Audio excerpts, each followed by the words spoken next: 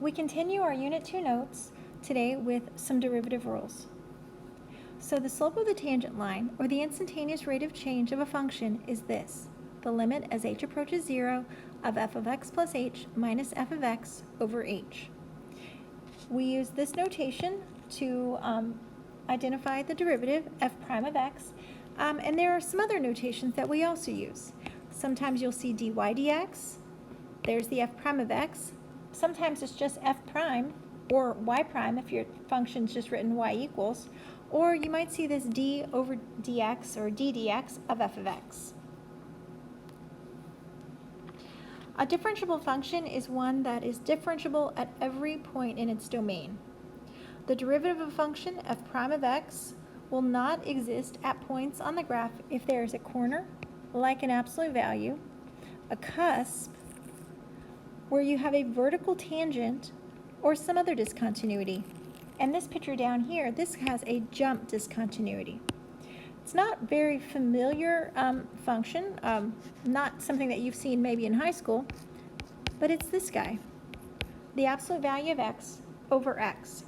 If your x is positive or negative in those absolute value bars, that'll give you a positive outcome. And then whatever your x value is in the denominator, and that will draw this kind of this discontinuous graph with this jump discontinuity. So differentiability implies continuity. That means if a function is differentiable at every point on its domain, then the function must be continuous. The converse is not necessarily true though. If a function is continuous at every point, like an absolute value, then the function is not necessarily differentiable. The second derivative of a function is commonly noted as d squared y over dx squared, or y double prime, or f double prime of x. These are little hash marks, not little minus ones. That's not the same thing as the inverse. It simply means you need to take the derivative of the derivative. Here are some rules. Now, we learned the power rule already, and the way it works is you take the exponent, you multiply by the coefficient, and then we subtract 1 from the exponent. Derivative of a constant, well, let's just think about a constant function like y equals 2. What is the slope of y equals 2? Well, that just draws a horizontal line through 2. And the slope of a horizontal line we know is 0. These are the two that we're going to focus on today. The product rule, where you multiply two different functions. It's the first function times the derivative of the second, plus the second function times the derivative of the first. And you can reverse the order of these two. It doesn't matter because addition is commutative. The quotient rule, though, you do have to pay attention to the order because subtraction doesn't work the same as addition. The order matters. This is the derivative of the bottom times the derivative of the top minus the top times the derivative of the bottom divided by the bottom squared. We've got to just memorize those. And now let's practice. So if f of x equals 9, that's just a constant. What's the slope of a constant? 0. Now the other way you could think about it is this is the same thing as 9x to the 0. If I want to find the derivative of that, f prime of x, using the power rule, I would take 0, multiply by 9, and then subtract 1. But 0 times anything is going to give you 0. So it's just 0. In this next problem, we have 2 times e to the 9th, and that might look a little strange. But maybe you know what the approximation for e is, and that's about 2.718. This is one of those irrational numbers like pi, but it's still a number. And we have a number times another number raised to another number.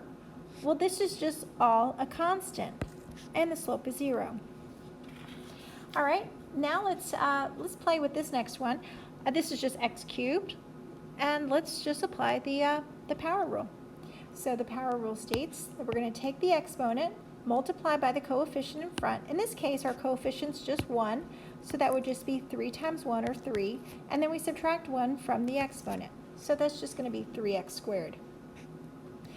In the next example, d over dx, or d dx of 2 square root of x, here's how I recommend we work this. We rewrite this radical with a rational exponent. And you may or may not know, but there's a little understood 2 right out here. That's the root. This is really x to the 1/2. So I've got 2 times x to the 1/2. Now if I apply the power rule, I take the exponent, multiply by the coefficient, and then I subtract 1. So if I have 1/2 times 2, that's just 1.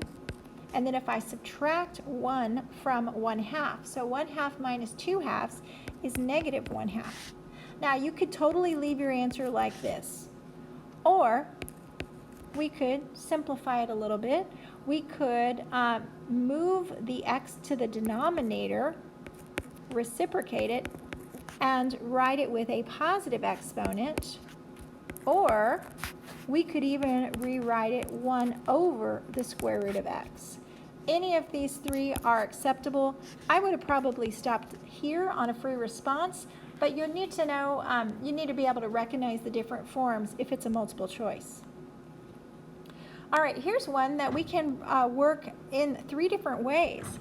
I can work this one with the quotient rule, and so I have d dx, so that would be the bottom times derivative of the top, derivative of a constant 0, minus the top times derivative of the bottom, all divided by the bottom squared. And so let's see, we've got 0 minus 21x squared over x to the 6th. And then I would want to clean this up just a little bit, so minus 21 over x to the 4th. Or I could write it minus 21x to the negative 4. That's using the quotient rule. How about the product rule? So d dx, and if I want to write it as a product, I would need to move the x cubed to the numerator, and now it is first times derivative of the second plus the second times derivative of the first. Derivative of 7 is 0. And so what we've got here is, well, 7 times negative 3 is negative 21, x to the negative 4th, which is the same thing that we got with the quotient rule. Now, I would probably not work it either of those ways. I would probably start with the power rule. So if I rewrote this like this, 7x to the negative 3, just use the power rule. Negative 3 times 7 is negative 21, and then we just subtract 1, so that's negative 4. Okay, here's another one, and here's my advice on this one. So I'm not going to show y'all any more long ways. Let's do it the shortest way possible. So let's rewrite this guy with x to the 1/2. And since it's the only term in the denominator, it is the common denominator for each of those terms in the numerator. I'm going to go ahead and rewrite each of those terms in the numerator over that denominator. And it might take us just a little bit, but I promise I think this is the fastest way. Okay, so I've separated them out. Now I'm going to go ahead and, using my rules of exponents, when you divide, you subtract. So this is going to be, let's see, 3 minus 1/2. So I have 6/2 minus 1/2 is 5/2. You got to be quick with your fractions here. So I've got 2 minus 1/2. So that's really 4/2 minus 1/2. So that's 3/2. I'll drop my x there. And then the last one, well, there's nothing really I can do, but I can move that x to the numerator with a negative exponent. Now I can apply the power rule. So y prime, or dy dx, is equal to, well, 5/2 times 2 is 5, and if I subtract 4, wait, well, hold on, I'm going to subtract 2/2, that gives me 3/2. All right, let's try this again. 3/2 times 3, that's going to give me 9/2 x, and then I'm going to subtract 2/2, so that's 1/2. And then I can go ahead and Negative half times 4 would give me negative 2x. And if I subtract 2 halves, that's going to be minus 3 halves. So that took a little bit. So the only thing I think I would do here, dy dx, I would go ahead and leave that first term. But whenever you have a 1/2 as your exponent, I might go ahead and rewrite it like that. And then whenever I have a negative exponent, I will probably move it to the denominator. And so that would be my final answer for that one. Okay, in this problem, we can use the product rule, or we could expand it and use the power rule. So I'm going to go ahead and expand this because I've just got a binomial times a binomial. So y is equal to 42x cubed minus 12x squared plus 35x squared minus 10x. I got some like terms here. And let's see, 35 minus 12. Don't know what that is. Did I do this right?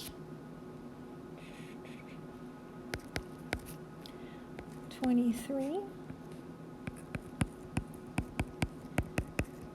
Okay, and now let's find dy dx.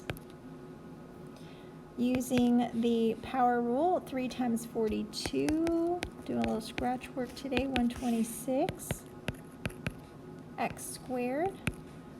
23 times 2 is 46x minus 10. This is going to give you the slope of a tangent line on this curve at any x value. All right, we got another one. This time, though, we have a negative exponent. Here's how I would do this one. I'm going to go ahead and write it as a quotient. Move that binomial to the denominator and make it a positive. Now I've got the quotient rule. So y prime is bottom times derivative of the top minus the top times derivative of the bottom, all divided by the bottom squared. And I'm going to go ahead and just clean this up a bit. I'm going to distribute this 10 to both of those terms. So 20x minus 10x, 20x squared, whoops, almost dropped that, and then minus 10x squared over 2x minus 1 squared.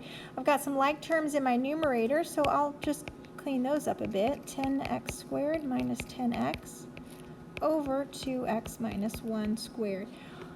I'll be honest, this is probably how I would recommend you turn your answer in on your quiz or your test, just because there is very little room for error. All I need to see is that you've got it set up correctly. All right, we got another quotient rule here, and let's just practice that. Y prime is bottom times derivative of the top minus the top times derivative of the bottom, all divided by the bottom squared. You know what I'm going to do? I'm going to leave it. And that's exactly what I want you to do. Less chance for error. This is perfectly acceptable on your AP test. All right, let's try, what are we going to try? Oh, and we need to find the second derivative. So let's try the product rule. We haven't tried that one too much. So let's find dy dx. And then it's asking us for the second derivative. So after we take the first derivative, let's take the second derivative. Okay, so this is going to be first times derivative of the second plus the second times derivative of the first. And I am going to go ahead and distribute and combine my like terms, because then I'm going to find my second derivative. So what is this? 24x cubed, 6x squared, plus 8x cubed minus 12. Okay, so now the second derivative. All right, so you know what? Oh, I got like terms first. 24 and 8 make, what is that, 32? All right, so I'm just going to 32x cubed, 6x squared minus 12. Okay, so 3 times 32 is 96x squared plus 12x. And there's the second derivative.